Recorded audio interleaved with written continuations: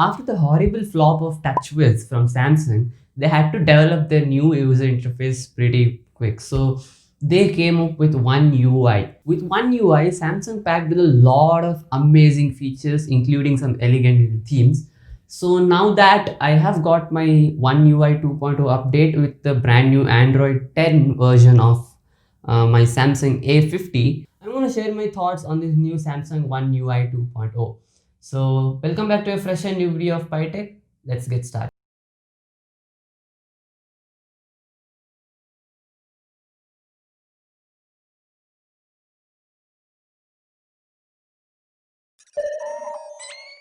My Samsung A50 got its Android 10 update, which also came with One UI 2.0 update. And this video is going to be a tour of this new particular user interface. Firstly, just look at the smoothness in the animations compared to the older version of the same UI. These animations look way smoother and you feel the snappiness while switching between apps or just pulling down the notification bar. Samsung One UI has packed in quite a lot of new features, like it has its own screen recorder which eliminates the hassle of downloading new screen recording apps from the Play Store. And whatever videos you're seeing right now, which I'm displaying on the video, is all shot with the same screen recorder which is in the UI. And then it also comes with something called focus mode, which basically blocks all the unnecessary apps when you have to work strictly or something like that. It is basically like your cold turkey app from the Play Store, which blocks your phone completely. But this doesn't block all the apps completely. It just lets you use some necessary apps like your phone, like your camera, and it blocks all other unnecessary apps, which can distract you from your work. Coming to Samsung's One UI's privacy settings, thing is they have added a new feature. It's not like a feature, they have added a new listing called Permissions Manager. So what it basically does is you can check all the permissions you have given to each and every app and each and every service on your phone on a single layout.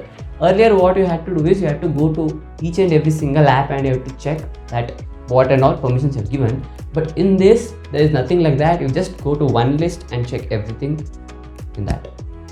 When you pull down the drop down menu, there is something called a media button. What it basically does is it takes you to a shortcut kind of thing, which from where you can control all your music which is currently playing on your phone. One of the biggest features and one of my favorite features of this One UI 2.0 is its AI. So suppose you have got a text message from someone, whether it's WhatsApp or your SMSs. What its AI does is it basically suggests you suitable replies to send to that specific person.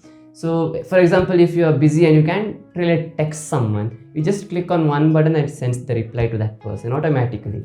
If you are a fan of funky themes from Samsung, you still have their Galaxy Store where you can go and buy these nice little themes and you can apply to your home screen. Let me talk about the in-display fingerprint scanner which is in this brand new Samsung phones. What has happened is the speed has improved a lot. It is very snappy and it takes like less than a second to just unlock your phone. And also the animation around the finger you keep on the screen has changed a bit. And how can you forget about the split screen features? This has continued to Android 10 too, where you can use two apps simultaneously on a single screen. The camera UI, believe me or not, but I just love it. It's one of the most refined camera UI Samsung has ever made. You have all these icons which have changed a bit in their design perspective, and there is a separate section for extra features like slow-mo, super slow-mo, HDR mode, which you can access through swiping completely right to the options menu. You probably might have heard of Samsung's digital well-being feature. It's basically a productivity feature, unlike in any other phones, but in Samsung. Earlier versions of One UI had this, but it only used to give you very little information about whatever you do on your phone. But in this new version, it's a complete line graph with a lot more information, including the number of unlocks you have done and also number of notifications you have received. Also, you can set timers for each and every app you use. One new feature One UI 2.0 brings with it is the one-handed mode, where you can use the whole 6-inch screen with just one of your hands. It basically shrinks your screen size to a little bit smaller size. What you have to do is you have to go to the gesture settings and then toggle on this feature, and you have to just swipe up from the bottom of your screen and you enter the one-handed mode.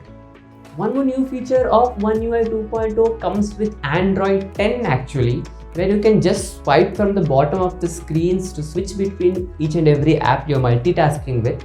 But with One UI 2.0's design, this switching between apps looks completely seamless. You still have the device care feature of Samsung, which basically optimizes all your apps to give you the best battery performance possible. What has changed is just the looks. Earlier it was a pie kind of graph, now it is just a line graph which just goes up and down when you optimize your apps. So now let me conclude this video by telling you how it actually feels to use this new UI of Samsung in my Samsung Galaxy A50. According to me, the overall performance of the phone has increased a lot more. It feels a lot more snappier, it feels a lot more smoother to use. And also according to me, this UI is a lot more optimized to the hardware which Samsung uses on their new phones. So what are you waiting for? If you have received an update for One UI 2.0 with the Android 10 update, please update your phone because it will make your user experience a lot more better.